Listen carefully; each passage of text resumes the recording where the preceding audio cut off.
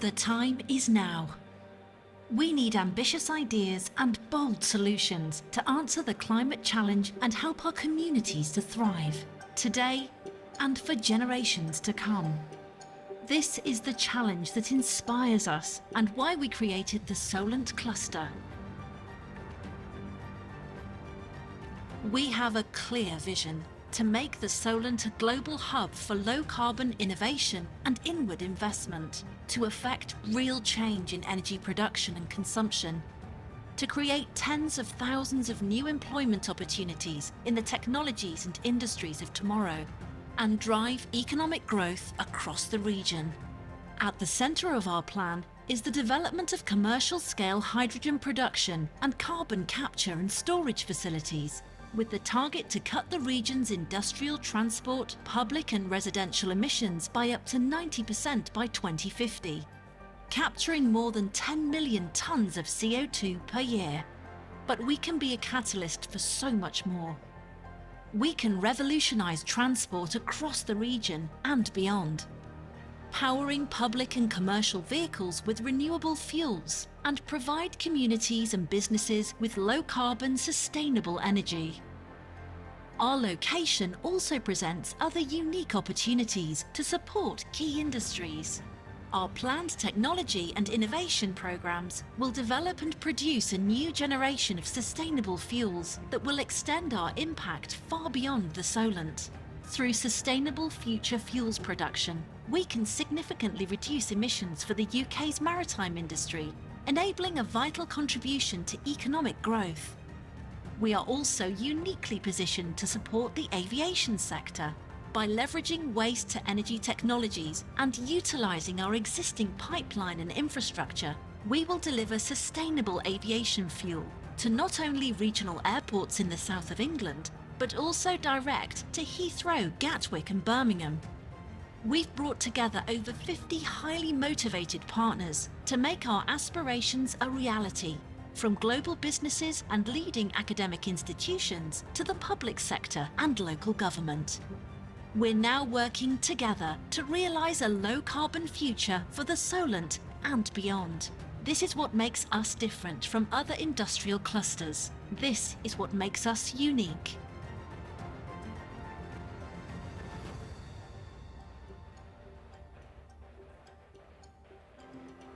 Okay, good afternoon, everybody. Thanks ever so much for joining us this afternoon so we can talk to you about our plans for the Solent Cluster. We're going to talk to you about the opportunity that exists for our economy down on the Solent, around Southampton, Portsmouth and the Isle of Wight, and what we can provide for UK PLC in reaching net zero targets. So I'd like to introduce the panel, first of all. Anne-Marie. Thank you, Stu. Good afternoon, everybody. Lovely to see you all here today and looking forward to sharing some of our ideas. I'm the Chief Executive of Solent LEP and leading the work on Solent Cluster. Thank you. Okay. And Michael. Good afternoon, everyone. I'm Michael Foley. I lead ExxonMobil's low carbon solution business in the UK. Lindsay. Hello. Use the other mic. Are we on? Hello, hello. Nope, we'll use this one. Hello, I'm Lindsay Marie Armstrong. I'm an associate professor at the University of Southampton. I'm one of the academic cluster leads for the Industrial Decarbonisation Research and Innovation Centre, and I'm supporting the academic element to the Solent Cluster. And Joss. Hi, everyone. Joss Clark. I'm head of policy and external affairs at SGN. We're a gas network company. We transport gas to 4 million homes and businesses in the south of England and have been involved with Solent Cluster from its very early days. Okay, thanks everybody. We've got a few questions lined up that I'm going to sort of introduce the panel to talk about. We're really keen to hear questions from yourselves as well, though. So if you could have a think about some questions you may want to ask us or our panel and find out a bit more about the Solent Cluster. But we are here, got a big presence in the middle under the Solent Cluster Centre, so do come and see us later as well. So kick things off. Anne-Marie. This panel session is titled Collaborate to Innovate. Why are those two words so interconnected and why are they so important for the Solent Cluster? Yeah, thanks, Stu. I think the sort of concept of collaboration and clustering is absolutely crucial to innovation. Certainly, you can see quite a diverse representation of the cluster here on the panel this afternoon. And I think what the cluster and the collaboration brings is a diversity of thinking, a forum in which new ideas can be developed, and certainly with the experience of Solent Cluster, we've seen really rapid momentum, bringing members together to pioneer new thinking, new approaches to what is quite a significant agenda, not just for the Solent, but for the UK. So bringing in the next generation of low carbon technology, low carbon solutions. If you have collaboration to develop a hub of expertise, of knowledge, bringing together the leading experts in the sort of technology together with our leading academic thinkers and the wider community and business, as we are doing here in the Solent Cluster, bringing together our civic leaders with the local councils, our university capability, our industrial capability, you can actually generate a truly special and dynamic environment in which people are certainly feeling more bolder and more innovative. And I think the ambition with any cluster is to create a low-risk environment in which people can start to innovate and create. And sometimes doing that together as opposed to individually does unlock potential. And we see collaboration as providing a platform for partnership, a platform for innovation, a platform under which people can showcase new ideas and perhaps partner up with others that can take their ideas from the sort of embryonic, I've got a new thought, to prototype, to commercialization. So I think collaboration and innovation go hand in hand. Yeah, thanks, Anne-Marie. I think that whole idea of a cluster brings something. You have an ecosystem about a cluster, and you can connect people. And I think that's one thing that we're able to do as the Solent Cluster. We see Innovate UK here today, and they're sort of coming to us and saying, people don't know about all the funding that we have to offer. Well, if we've got a vehicle through which some of the larger business, smaller businesses can partner up with academia as well, which we'll hear about, it's a great opportunity to provide that vehicle as well. Yeah, and I think certainly in the arena we're working in, the sort of positive changes of tomorrow that we've heard people talk about on the main stage and obviously within these sessions do require bold decisions today, and sometimes doing that in partnership, in collaboration with others, allows you to take those ideas forward at a much more rapid rate. Excellent. Thank you. Michael, moving on to you. What excites you about the Solent Cluster? And what will ExxonMobil bring to help realise our ambitions for the Solent to be a world-leading low-carbon economy? Okay, thanks, Stu. Yeah, there's lots that excites me about the cluster. ExxonMobil's role. We're involved in the cluster because we operate the Fawley refinery, where it really sits at sort of the industrial core of the cluster. Very important asset for the UK. It's about 20% of the UK refining capacity, supplies fuel for about 1 in every 5 cars, about 20 to 30% of the fuel that goes to Heathrow, as well as producing a number of products, lubricants, chemical products that are really important to meet society's needs. So what's exciting is that ExxonMobil can bring its kind of financial, project execution, and its technical skills to help transition the refinery that's been there for about 70 years for what's going to be needed for society for the future, and how do we provide reliable, affordable energy, as well as helping to reduce emissions. But I think the thing we're all most excited about, and to sort of Anne-Marie's point, is that if we're going to make the most of that potential, it's not just about transitioning ExxonMobil, it's about transitioning the whole region. And the collaboration with the LEP to bring other businesses to think about supply chains, with the likes of SGN to understand the important interconnecting infrastructure to help the whole of the southeast of the UK, and then the university bring technology, is really showing the full potential of what we can do here. Brilliant, thank you. Yeah, that collaboration is key, and I think with ExxonMobil sort of driving things, but our ability as an LEP and the university's connections to industry to make sure it is a sort of whole Solent approach. And of course, we're sort of located on the south coast, and it's, as you've mentioned, we have that architecture in terms of the infrastructure assets that spread out to UK PLC in terms of our airports. We've also got a significant port just up the river as well at Southampton, UK's key export port. And that the whole maritime sector needs to transition to new forms of fuel as well, low carbon fuel. So a massive opportunity for us locally as well. Okay, Lindsay, just going to come on to you. You've been working across the UK decarbonisation clusters for some time. What would you say is distinct about the Solent cluster, and what role can academia play? Okay, so the Solent cluster kind of followed a slightly different path to the other 6 main ones that were launched or recognised and launched a lot earlier through the track 1 process of Innovate. Mainly because we weren't necessarily connected up at that point. But one of the fantastic things I think I've personally found on this journey was actually the engagement with the wider clusters has helped to ensure that we were aware of what this process is as early as we possibly could be. So there's a knowledge sharing with wider industries and clusters on the way. But when it comes to the academic side of things, or along that journey, in fact, there were so many times I kept thinking, well, what's the role of academia in this? I mean, surely the technology is just here, let's just get on with it.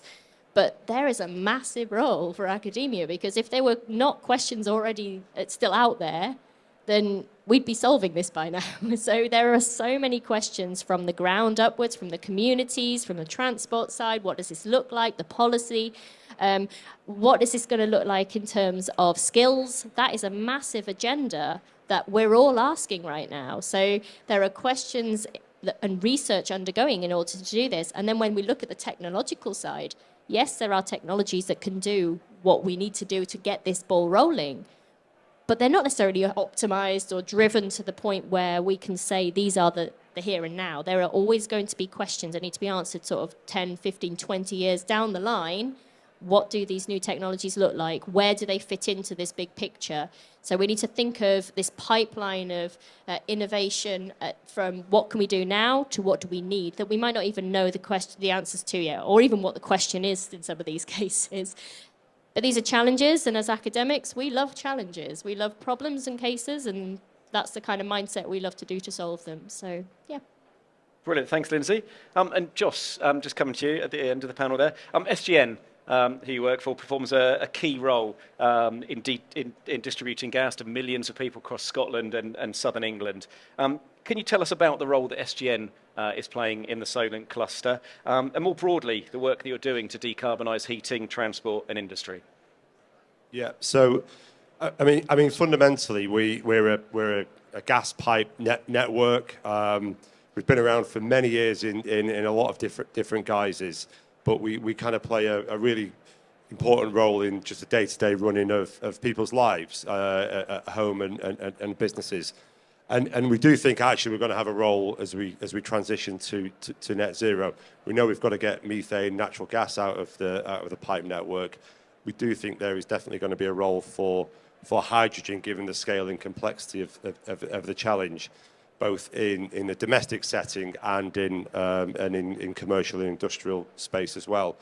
Now, the material scientists here will say, well, you're never going to be able to put hydrogen through the gas network, so what are you going to do about that? And now, the gas network actually in some parts of the country is almost 200 years old.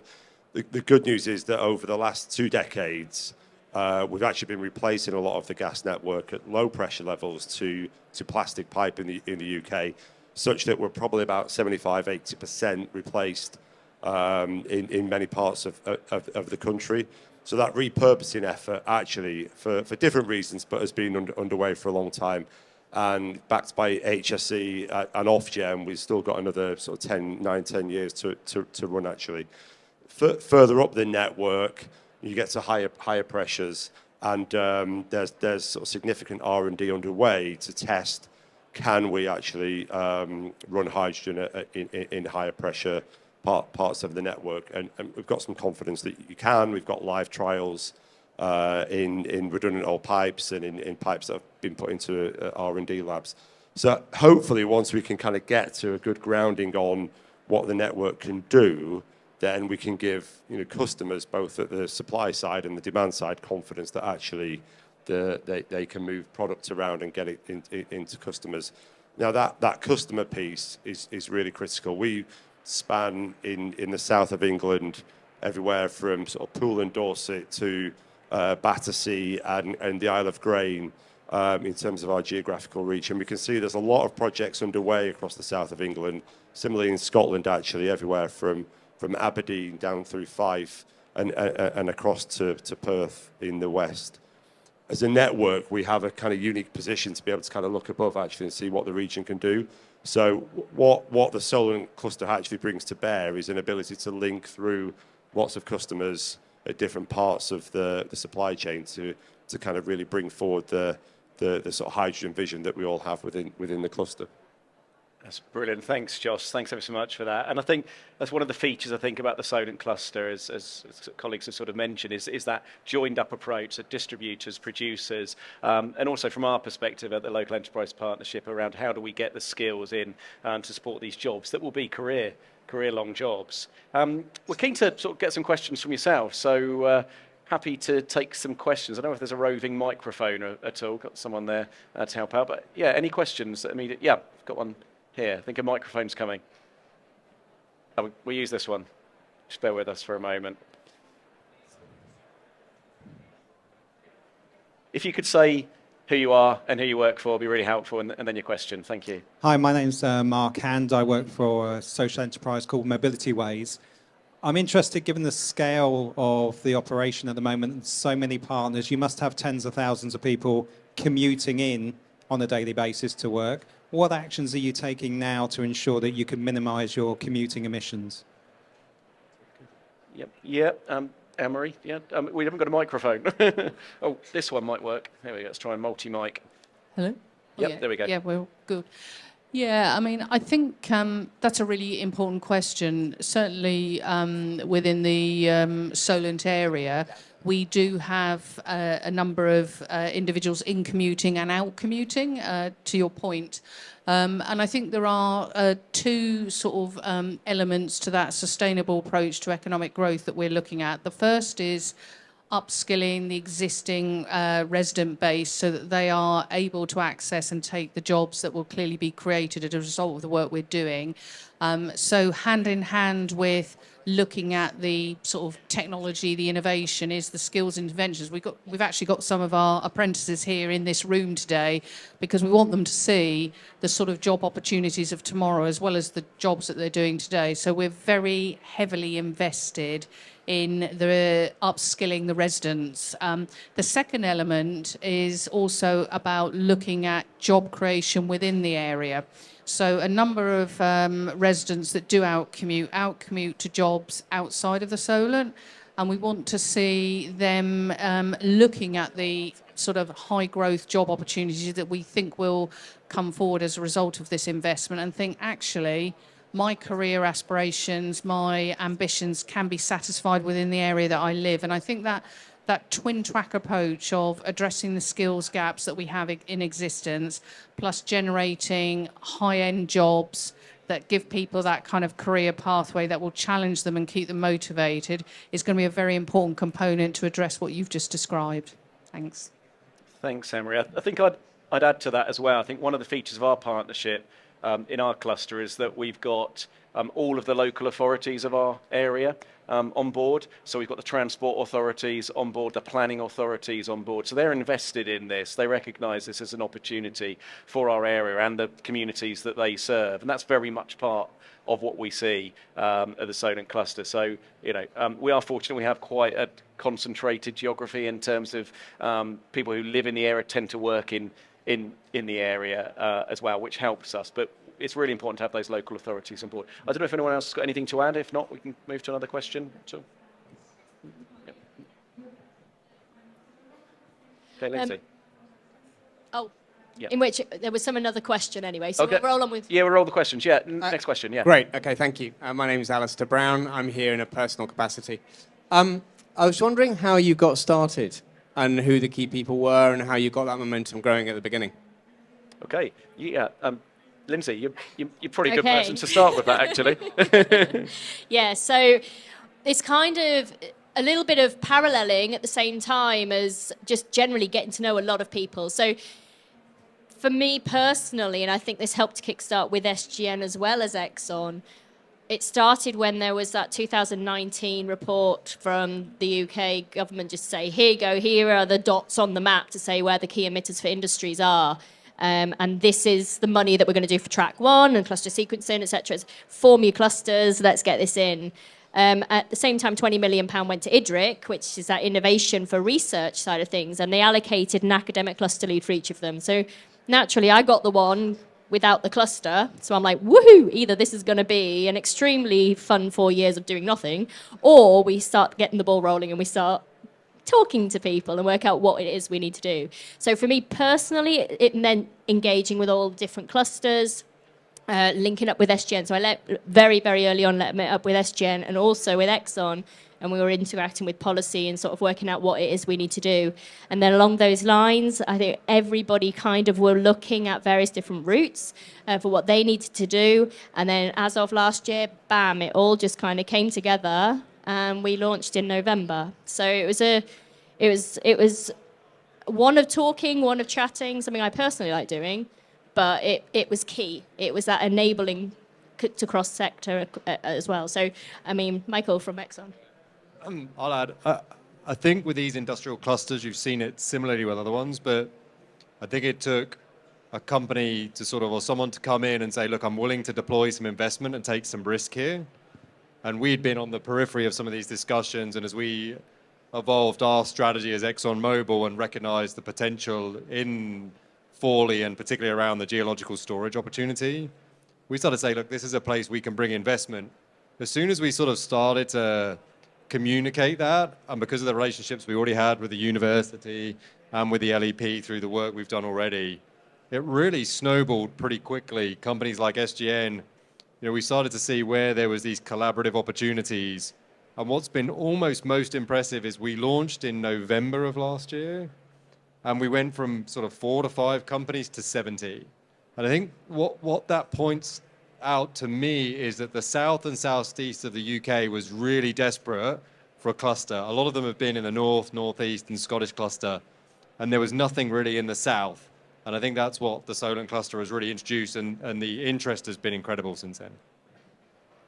I think that's right. Anne-Marie, do you want to add some? No, I was going to say, and I think that point around the clusters as well, we hear a lot about levelling up as well, and speaking to Innovate UK colleagues as well, levelling up's part of their investment drive as well, and I think that tends to be a kind of north-south thing. Well, coastal communities such as the Solent really have some socioeconomic challenges. Anne-Marie, I don't know if you want to comment on that at all.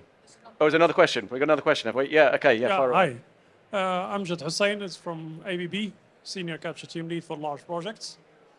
I just wondering to be able to do a net zero by 2030, I think there is a lot of steps needs to be taken now. How far the clusters is mature to be able to come on the natural zero by 2030? And one other questions, how much is the cost impacting the decisions here?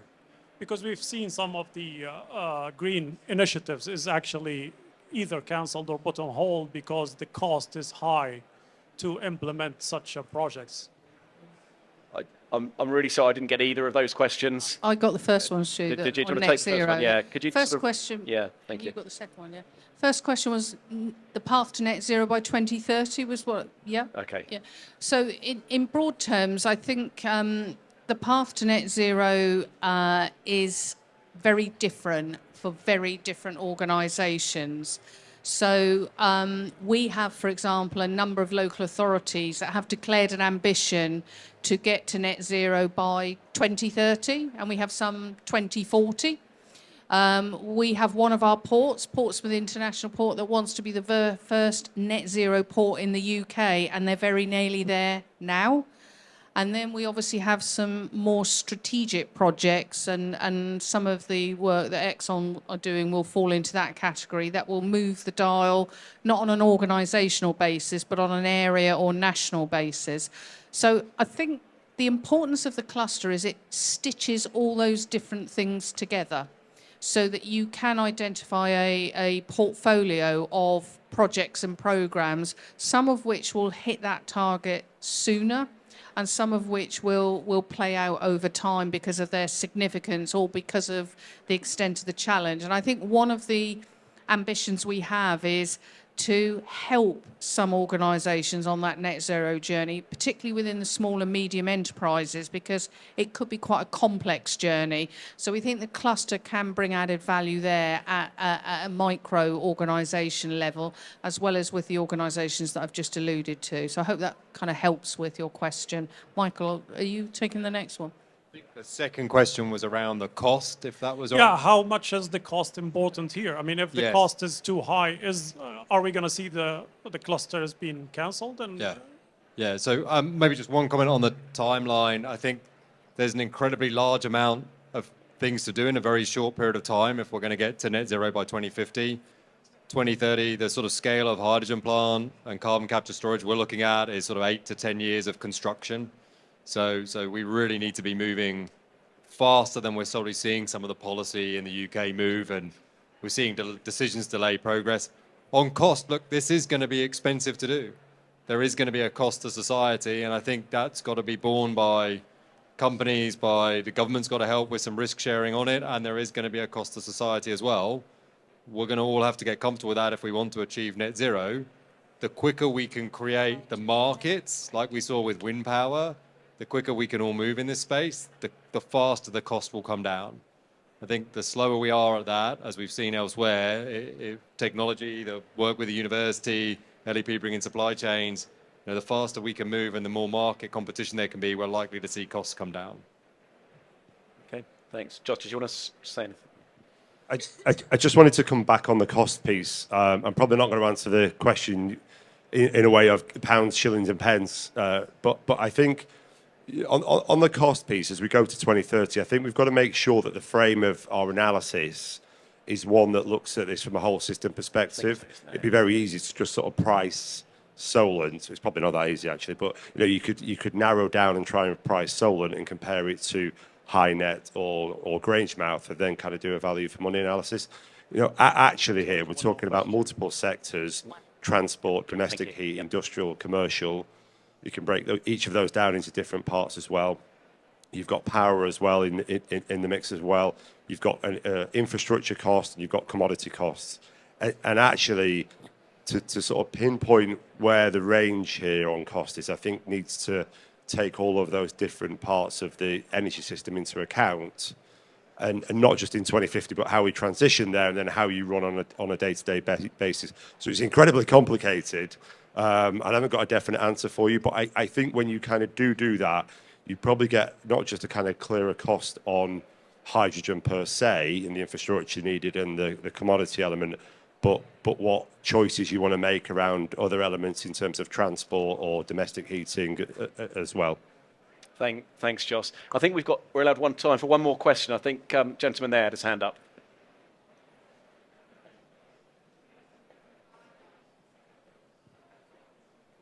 Hello, my name's Jason from the UK Petroleum Institute Association.